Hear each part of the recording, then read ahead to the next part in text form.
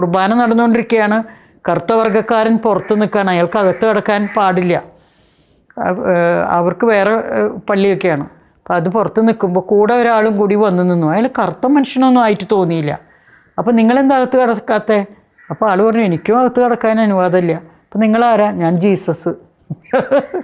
ജീസസിൻ്റെ കുർബാന അകത്ത് ചെയ്യുന്ന പുരോഹിതർ അവിടെ ജീസസ് കടക്കുന്നില്ല, കാരണം ജീസസിനെ കടക്കാൻ പറ്റില്ല.